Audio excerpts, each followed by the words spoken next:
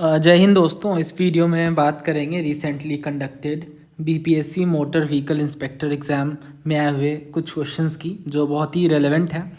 और अगर आप बीपीएससी या किसी भी दूसरे स्टेट पीसीएस जैसे यूपी पीसीएस वगैरह के लिए प्रिपेयर कर रहे हैं तो वीडियो आपके लिए डायरेक्टली हेल्पफुल है। या अगर आप सिविल सर्विसेज के लिए प्रिपेयर कर रहे हैं या यूपीएससी के एग्ज़ाम्स के लिए तो इस वीडियो में बहुत सारी बातें आपको सीखने को मिलेंगी और अच्छी प्रैक्टिस हो जाएगी। बट आप जानते हो तरीका क्या है। तरीका सिंपल है, आपको वीडियो पॉज करना है, अटेम्प्ट करना है, देन आगे बढ़ना है। मेरा नाम है अंकित सिन्हा और पहला सवाल ये आपकी स्क्रीन में है। देखिए इसमें कह रहे हैं कि which of the following consequences are not compulsory in the event of proclamation of president rule in a state. यानी अगर राज्य में राष्ट्रपति शासन की घोषणा होती है तो क्या क्या चीज़ें कंपलसरली यानी उन परिणामों में होना आवश्यक नहीं है। तो नोट पे आपको फोकस करना है। तो इसमें पहला कह रहे हैं dissolution of state legislative assembly, यानी राज्य विधानसभा का विघटन कर दिया जाता है, डिसॉल्व कर दिया जाता है। दूसरा स्टेट काउंसिल ऑफ मिनिस्टर को डिसमिस कर दिया जाता है। तीसरा लोकल सेल्फ बॉडीज़ को डिसोल्यूशन कर दिया जाता है उनका। और ये आपके ऑप्शंस हैं। अच्छा क्वेश्चन नहीं है, बहुत आसान भी नहीं है, मतलब इसमें क्लैरिटी चाहिए। और मज़े की बात तो ये है कि ये क्वेश्चन सिविल सर्विसेज 2017 में पूछा गया था। तो बीपीएससी के जो पेपर्स हैं मोस्टली आप देखना सिविल सर्विसेज के थोड़े पुराने सवाल वो उठाते हैं और ऐसा बहुत बार हुआ है। मैंने बहुत सारी एनालिसिस की है और उन सब में मैंने ये चीज़ आपको बताई है ना। तो इसमें सेम क्वेश्चन था, एग्जैक्टली सेम। तो देख लेते हैं इसका आंसर क्या है। देखिए पहला कह रहे हैं कि dissolution of state legislative assembly. तो आर्टिकल 356 के अकॉर्डिंग जो लेजिस्लेटिव असेंबली है ये या तो डिजॉल्व हो सकती है, में इधर भी डिजॉल्व और केप्ट अंडर सस्पेंशन। ठीक है, तो डिसोल्यूशन यहाँ पे कंपलसरी नहीं है। तो इस वजह से ये पहला जो है वो सही है, क्योंकि नॉट हमसे कहा गया था, कौन सा कंपलसरली प्रोक्लेमेशन के साथ नहीं होगा। दूसरा कह रहे हैं removal of the council of minister. देखिए जब प्रेसिडेंट रूल इम्पोज होता है उस केस में जो काउंसिल ऑफ मिनिस्टर है ये हमेशा डिसमिस कर दी जाती है, तो ये कंपलसरी है। तीसरा कह रहे हैं डिसोल्यूशन ऑफ लोकल बॉडी। आप खुद सोचो, लोकल बॉडीज तो काफ़ी सारी होती है एक स्टेट के अंदर। प्रेसिडेंट रूल तो स्टेट गवर्नमेंट को अफेक्ट करता है, स्टेट गवर्नमेंट की असेंबली को अफेक्ट करता है, लेकिन लोकल सेल्फ गवर्नमेंट जैसे पंचायत, म्यूनसिपैलिटीज़, इनको अफेक्ट नहीं करता है। They continue to function, their dissolution is not compulsory at all. So answer is option B 1 and 3। यहाँ इन्होंने ऑप्शन सफल किया है तो answer is option C 1 and 3।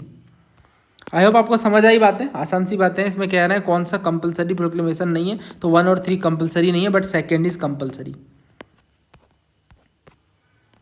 Next question देखिए, इसमें कह रहे हैं कि allocation of seats of state, यानी राज्यसभा के सीट आपको बताने हैं। ये सिर्फ इंग्लिश में है बिकॉज इसमें कुछ नहीं है, सिंपली आपको मैच करना है। तमिलनाडु, महाराष्ट्र, छत्तीसगढ़ और वेस्ट बंगाल। अब ये सवाल आपको प्राइमा फेसा डिफिकल्ट लग सकता है, बट मज़े की बात यह है कि ऐसे सवाल यूपीएससी में भी पूछे जाते हैं। Let me show you the analysis, जिसमें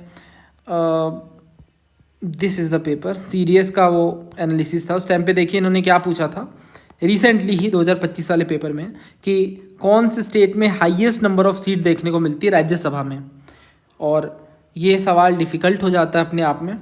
तो उस टाइम पे देखिए मैंने आपको बताया था कि सबसे ज़्यादा जो राज्यसभा की सीट है वो उत्तर प्रदेश में है 31, देन मध्य प्रदेश में 11 है और तमिलनाडु में 18 है। तो पहले नंबर में आता है यूपी, दूसरे में आता है महाराष्ट्र और तीसरे में आता है तमिलनाडु। 31, 19 और 18। ठीक है, ये आप इसे याद कर लीजिए अच्छे से। देखिए यूपी में है 31, देन इसके बाद महाराष्ट्र आता है नंबर 18 और तमिलनाडु में है, सॉरी महाराष्ट्र में 19 और तमिलनाडु में है 18। ठीक है, ये टॉप 3 है और ये टॉप 3 से आपका काम बन जाएगा। तो देखते हैं क्वेश्चंस को। तो इसमें कह रहे हैं कि हाईएस्ट नंबर, तो हाईएस्ट नंबर किसमें, ऑप्शंस के अकॉर्डिंग देखो आप, तो यूपी भी इन्होंने नहीं दिया है, महाराष्ट्र भी नहीं दिया है, तो तमिलनाडु बचता है। तो ये अच्छा खासा टफ क्वेश्चन है। अगर आपको टॉप 3 पता है तो आप कर सकते हो, अदरवाइज स्किप करते हैं ऐसे क्वेश्चंस लोग, बट हम नहीं करेंगे क्योंकि हमने टॉप 3 याद कर लिया है। मैं यहाँ पे नंबर लिख रहा हूँ ताकि आपको फिर से रिकॉल हो जाए, 31, 19 और 18, है ना। अगला इन्होंने सीडीएस में 2021 में भी पूछा था कि लार्जेस्ट स्टेट कौन सा है राज्यसभा के टर्म में। तो राज्यसभा के टर्म्स में ऑप्शंस में है आंध्र प्रदेश, बिहार, राजस्थान, कर्नाटक। तो देखो इन्होंने ये टॉप 3 दिया ही नहीं है ना, टॉप 3 इन्होंने दिया ही नहीं है। तो इसके बाद जो है 4th नंबर पे आता है बिहार और वेस्ट बंगाल। दोनों में 16 है, वेस्ट बंगाल में 16 है, याद रखिएगा। ठीक है, बिहार और वेस्ट बंगाल दोनों में 16 सीटें हैं राज्यसभा की। अब ये क्वेश्चन करिए, स्टेट पीसीएस के लिए आपका वो 2 मार्क्स पक्का हो जाता है, बहुत ज़्यादा ये पूछते हैं। देखिए इन्होंने गुजरात, कर्नाटक, केरल, उड़ीसा पूछा है। अगर इनमें से चारों आप देखो, इनमें से आप देखो तो टॉप 3 टॉप 4 के अंदर ये तो नहीं है, तो इस वजह से इन्हें याद रखना बहुत मुश्किल है। ऐसे क्वेश्चन या तो स्किप करने पड़ेंगे, या फिर अगर आप टॉप 10 तक जाओ, क्योंकि फिर उसके बाद मध्य प्रदेश 11 है, राजस्थान 10 है, गुजरात 11 है, तो ही ऐसे क्वेश्चन हो पाते हैं। खैर भी आंसर की हम बात करते हैं, we can't do anything in this type of questions. Gujarat में 11 सीटें हैं, कर्नाटक में 12 हैं, केरला में 9 हैं और उड़ीसा में 10 हैं। ये क्वेश्चन देखिए, इसमें उन्होंने पूछा नॉट करेक्टली मैच, तो आंध्र प्रदेश में 11 है, बाकी आप देखो तमिलनाडु में 18 अभी हमने पढ़ा है, महाराष्ट्र में 19 है, उड़ीसा में 10 है। नहीं, ये देखिए इन्होंने पूछा था कि यूपीएससी के पेपर में कि कौन से स्टेट में largest number of Rajya Sabha seat हैं, तो ये आप जानती हो कि आंध्र प्रदेश, मध्य प्रदेश, राजस्थान से तो ज़्यादा ही हैं। बिहार और वेस्ट बंगाल में कितनी सीटें हैं? बिहार वेस्ट बंगाल में 16 सीटें हैं, है ना, राज्यसभा की। सो दिस इज़ ऑल, और उम्मीद है आप इनमें से टॉप 3-4 याद रखेंगे अगर आप यूपीएससी के पेपर के लिए प्रिपेयर कर रहे हैं, और अगर आप स्टेट पीसीएस के लिए कर रहे हैं तो आपको 3-4 और याद रखने होंगे, जैसे गुजरात का 11 है, आंध्र प्रदेश में भी 11 है, तो ऐसे आप इनका वो क्रोनोलॉजिकल ऑर्डर में याद रखें, और कर्नाटक में 12 है। ठीक है, ये 3-4 ही वो मोस्टली पूछेंगे, बिकॉज हमें तो टॉप 3 पता ही है। फिर से एक बार रिकॉल करते हैं, just one more time, because I wanted to make sure. UP में कितना है? 31, महाराष्ट्र में कितना है? 19, देन इसके बाद नंबर आता है तमिलनाडु का जिसमें 18 है, देन बिहार है, और इसके बाद बिहार के साथ ही वेस्ट बंगाल है, इसमें 16 सीट हैं राज्यसभा की। ठीक है, उड़ीसा का भी बता देता हूँ, 10 है। इसके बाद मैं तो झारखंड से हूँ, तो मुझे झारखंड का बहुत अच्छे से पता है, 6 सीटें हैं। बट इसके अलावा आप देखो और क्या पूछेंगे इनमें, गोवा का याद रखिएगा 1 है, और लक्षद्वीप में राज्यसभा की सीट नहीं है। ठीक है, 0। सो अब यहाँ पे देखो, आप इसे अटेम्प्ट करिए। तमिलनाडु में कितना है अभी हमने पढ़ा? 18। महाराष्ट्र में कितना है? 19। छत्तीसगढ़ और वेस्ट बंगाल अगर ना भी पता, तो वेस्ट बंगाल तो हमने पढ़ा ही है, 16 है, तो ये तो आंसर काफ़ी इजीली निकल जा रहा है। तो पहले आएगा 4, उसके बाद आएगा नंबर 1 का, देन इसके बाद आता है we don't know, but last में पता है 3 है, तो 4, 1 और 3 एक ही आंसर में, सो आंसर ऑप्शन ए। ठीक है, ऑप्शन ए बिल्कुल सही है, 4, 1, 2, 3। छत्तीसगढ़ में 5 सीटें हैं। नेक्स्ट क्वेश्चन देखिए, इसमें कह रहे हैं कौन सा 73rd अमेंडमेंट में इंक्लूडेड है? डिस्ट्रिक्ट पंचायत, क्षेत्र पंचायत, विलेज पंचायत और नगर पंचायत। देखिए हमें पता है कि 73rd अमेंडमेंट में जो बातें शामिल हैं वो पंचायती राज से डील करती हैं, but Nagar panchayat 74th amendment के अंदर आता है, क्योंकि ये अर्बन लोकल बॉडी से डील करता है। तो नगर पंचायत तो आंसर में नहीं आएगा, तो 4 आप आंसर से हटा दो। देन हमारे पास बच रहा है 3rd, और एक है बिना 3rd के। तो 3rd में कह रहा है विलेज पंचायत, तो डेफिनेटली हमें पता है कि 73rd अमेंडमेंट पंचायती राज से डील करता है, तो इसमें ग्राम लेवल यानी विलेज लेवल पे, इंटरमीडिएट जिसे ब्लॉक या क्षेत्र लेवल कहते हैं, और इसके बाद डिस्ट्रिक्ट लेवल पे, इन तीनों लेवल पे हमें इंस्टीट्यूशंस देखने को मिलते हैं, क्योंकि 3 tier panchayati raj system 243B article के अंदर देखने को मिलता है। So answer should be option B 1, 2 and 3। ठीक है, नगर पंचायत 74th में आता है। अगला देखिए, कौन सा कस्टोडियन है हमारे कॉन्स्टिट्यूशन के, यानी संविधान के अभिरक्षक के रूप में कौन कार्य करते हैं? President, speaker, house of the people, अच्छा speaker of the house of the people, then prime minister of India और सुप्रीम कोर्ट ऑफ इंडिया। तो इसका आंसर क्या होना चाहिए?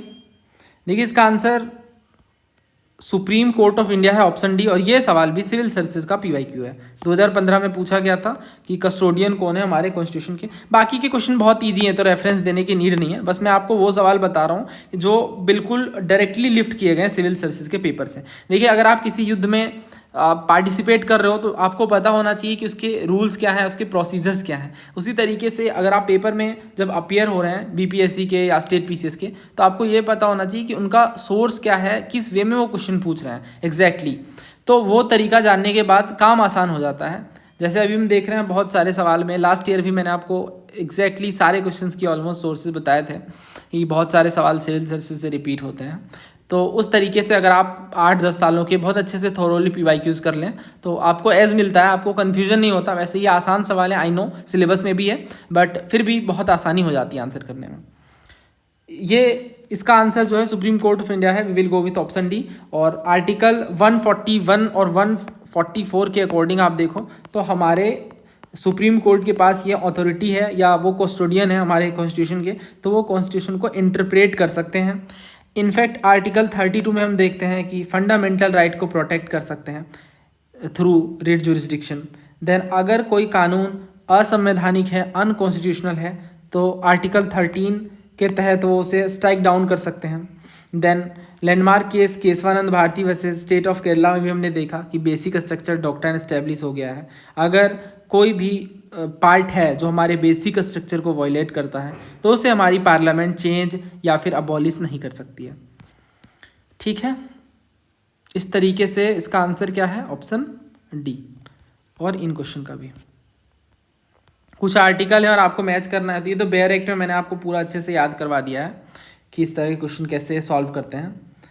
तो देख लेते हैं यहाँ पे, इसमें कह रहा है ट्रांसफर ऑफ जज from one high court to another high court. तो चलते हैं बेयर एक्ट में ताकि मैं कुछ चीज़ें आपको रिवाइज करवा दूँ। अच्छा, ये रेफरेंस मैंने इसमें अटैच कर दिया है, just move to the next page.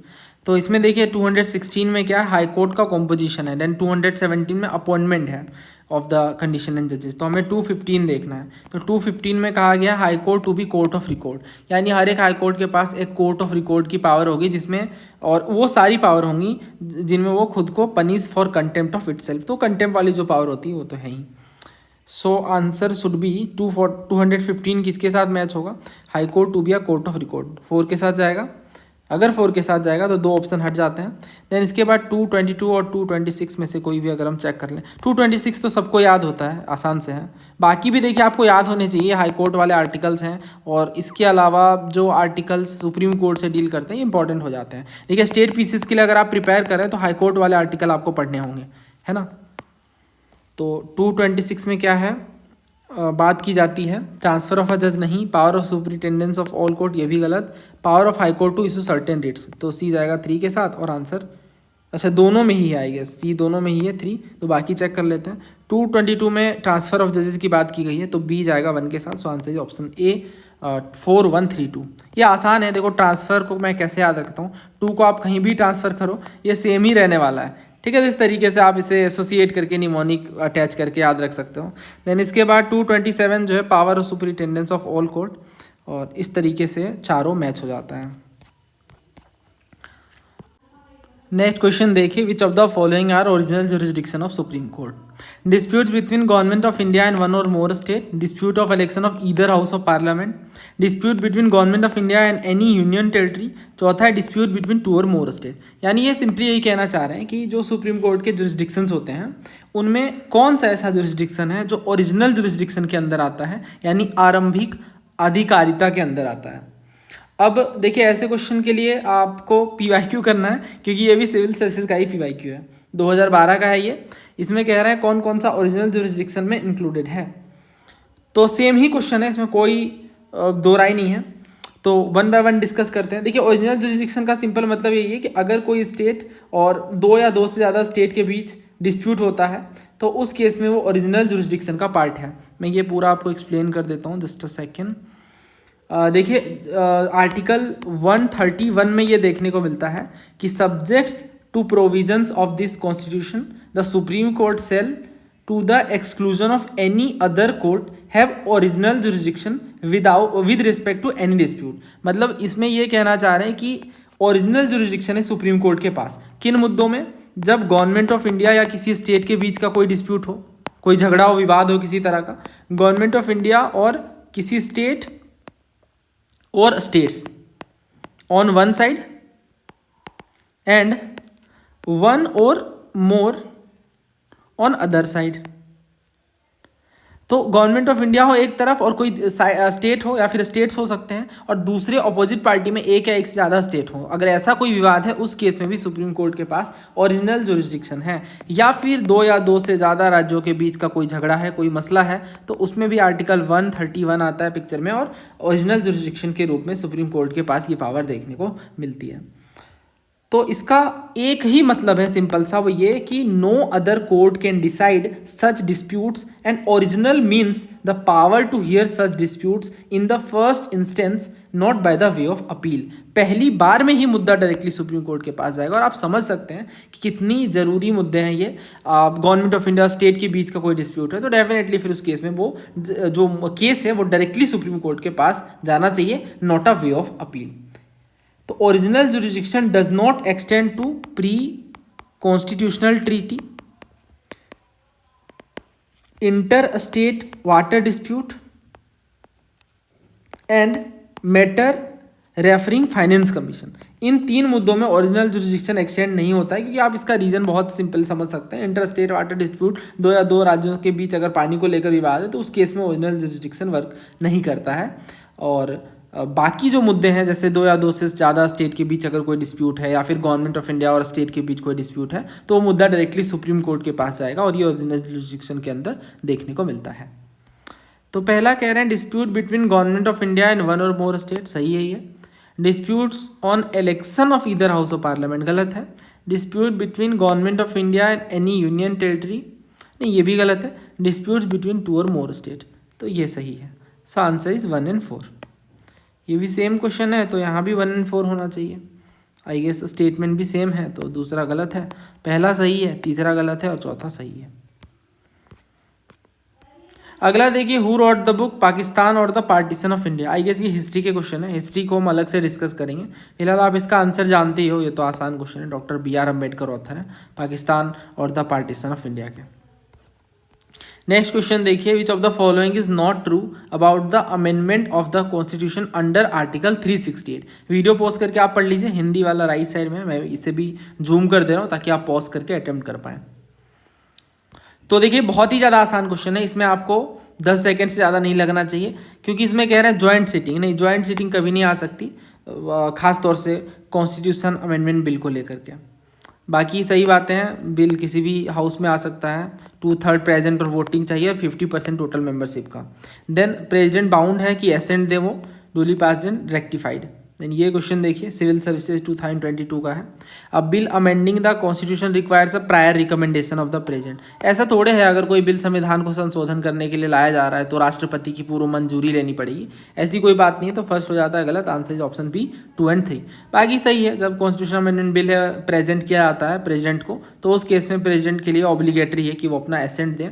और तीसरा भी सही है, अगर कोई संवैधानिक संशोधन बिल है और वो दोनों हाउसेस में पास होता है स्पेशल मेजोरिटी से, तो उस केस में जॉइंट सिटिंग का कोई प्रोविज़न नहीं है। तो ये भी सिविल सर्विसेज का PYQ है। नेक्स्ट देखिए, ये सिंपली आर्टिकल बेस्ड क्वेश्चन है और आसान से है। ये इलेक्टोरल सिस्टम आप जानते ही, और 324 से 329 है, तो ए आएगा 3 के साथ, बाकी तो गलत हो गए। देन इसके बाद कह रहे हैं services under central state, panchayat वगैरह, ये तो सभी जानते हैं, C1 के साथ जाएगा, तो ये भी हट गया, आंसर ऑप्शन है। Judicial system eight central level, ये 124 से 147 है, और सर्विसेज अंडर सेंट्रल स्टेट है 308 से 323। सो आंसर इज ऑप्शन ए। देखिए इसमें कह रहे हैं कि holding office during the pleasure of president का क्या मतलब है, और ये CAPF की वीडियो मैंने बनाई थी एक्सपेक्टेड क्वेश्चन सीरीज की 2023 में, ये उसी का रेफरेंस है, वहीं से आप डाउनलोड कर सकते हो इसे टेलीग्राम चैनल से, PDF को। पॉलिटी आप सर्च करोगे सिंपली तो सारी पॉलिटी की फाइल्स आपको दिख जाएंगी। तो प्लेजर ऑफ प्रेसिडेंट का सिंपल मतलब ये है कि राष्ट्रपति अपनी मर्जी से किसी भी टाइम उन्हें पद से हटा सकते हैं, उसे कहते हैं प्लेजर ऑफ प्रेसिडेंट, यानी प्रसाद पर्यंत कार्य करना। आई गेस इस तरीके से लिखा जाएगा ये। तो इसके बाद देखिए इसका एग्जाम्पल क्या है, attorney general of India holds office during the pleasure of president. तो जो न्यायवादी हैं वो भी राष्ट्रपति की प्रसाद पर्यंत ही कार्य करते हैं। इसका मतलब ये है कि he or she may be remove by the president from that position at any time irrespective of their period of tenure. तो कभी भी चाहें अगर प्रेसिडेंट तो अटॉर्नी जनरल को उनके पद से हटा सकते हैं। सेम गवर्नर के केस में भी देखने को मिलता है, लेकिन ये जो प्रोविजन है कुछ केसेस में एप्लीकेबल है अंडर डिफरेंट रूल्स। जैसे prime minister hold office during the pleasure of president, इसका मतलब ये तो नहीं कि प्रेसिडेंट किसी भी टाइम प्राइम मिनिस्टर को डिसमिस कर सकते हैं, है ना। तो जब तक मेजोरिटी का सपोर्ट है लोकसभा में तब तक उन्हें डिसमिस नहीं किया जा सकता।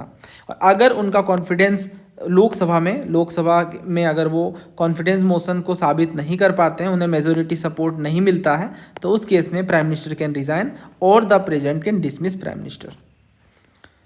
उसके बाद कुछ क्वेश्चंस वगैरह भी मैंने करवाए थे, जैसे ये देखिए गवर्नर हो गए, अटॉर्नी जनरल हो गए, सिविल सर्विसेज के personnel, council of minister, prime minister वगैरह, ये ऑफिस होल्ड करते हैं during the pleasure of president. Okay, यहाँ थोड़ा क्वेश्चन अलग है। देखिए इसमें क्या कह रहे हैं कि which of the following appointments by the president of India are made under warrant along his her signature and seal. तो his her signature and seal में अगर हम देखें तो जो आर्टिकल 124 है इसका क्लोज टू स्पेसिफिकली बात करता है कि जो जजेस हैं सुप्रीम कोर्ट के, they are appointed by the president by warrant under his hand and seal, तो ये तो शामिल है। देन गवर्नर की जो बात है तो आर्टिकल 271 आप पढ़ोगे, इसमें इन्होंने बात करी है कि appointed by the president by warrant under his hand and seal, तो अगेन इस तरीके से ये जो टर्मिनोलॉजीज हैं ये कवर्ड हैं। Then chairman of the UPSC, तो आर्टिकल 316 में बात की गई है कि जो चेयरमैन और मेंबर हैं यूपीएससी के, they are appointed by the president, लेकिन ये warrant under he with hand and seal ये चीज़ें शामिल नहीं हैं। अटॉर्नी जनरल में भी अगेन ये शामिल है, तो 3 को हटा करके बाकी हमारा आंसर आएगा, है ना। तो warrant under hand and seal का मतलब क्या है, ये एक फॉर्मल एक्सप्रेशन है और केवल कुछ ही ऑफिसेस हैं जो स्पेसिफिकली मेंशन है हमारे कॉन्स्टिट्यूशन में to be appointed by this process. Next देखिए कौन सी स्टेट्यूटरी बॉडीज़ हैं, तो इस पे तो सवाल पूछा गया है रिसेंटली। सीआईएसएफ की एनालिसिस के टाइम पे ही हमने पढ़ा था जो नेशनल ह्यूमन राइट कमीशन के बारे में, तो इससे रिलेटेड मैंने आपको सवाल करवाए थे। सीडीएस 2016 में पूछा गया था कि कौन कौन सी कॉन्स्टिट्यूशनल बॉडीज़ हैं, तो नेशनल कमीशन फॉर वीमेन और माइनॉरिटीज़ नहीं है, बाकी एनएचआरसी आप देखो और ये भी नहीं है क्योंकि ये भी हमारे कॉन्स्टिट्यूशन में मेंशन नहीं है, एक्स्ट्रा कॉन्स्टिट्यूशनल बॉडीज़ हैं। But national commission for schedule caste and national commission for schedule tribe, they are mention in our constitution in article 338 and 338A, और जो एनसीबीसी है ये 338B में है। तो ये तीनों कॉन्स्टिट्यूशनल बॉडी है, ध्यान रखिएगा। और ऐसे क्वेश्चन सिविल सर्विस में भी पहले पूछे गए हैं, तो उसके बेस पे भी हम आंसर कर सकते हैं। तो इसमें एनसीएसटी है, बिल्कुल है। नेशनल ह्यूमन राइट कमीशन नहीं है, अभी हमने देखा, तो 2 को आप हटा दीजिए। अच्छा स्टेट्यूटरी ही पूछ रहे हैं, ठीक है, तो कॉन्स्टिट्यूशनल वाला हमें हटाना है, तो 1 तो हट जाएगा। देन इसके बाद एनएचआरसी है, हाँ, तो ये रहेगा आंसर में। तो नेशनल माइनॉरिटीज़ कमीशन भी स्टेट्यूटरी है, ये भी होगा। नेशनल शेड्यूल कास्ट कमीशन, ये गलत है, अभी हमने पढ़ा कि एनसीएससी जो है नेशनल शेड्यूल कास्ट कमीशन, ये कॉन्स्टिट्यूशनल है ना कि स्टेट्यूटरी, तो 4th हो जाता है गलत, हमारे आंसर में आएगा ऑप्शन डी 2 और 3 ओनली। तो इस तरह से हमने पॉलिटी के क्वेश्चन कवर किया, आसान से सवाल है। उम्मीद है आपको कुछ सीखने को मिला होगा नया, और नेक्स्ट वीडियो में हम बाकी सब्जेक्ट को डिस्कस करेंगे। Thank you.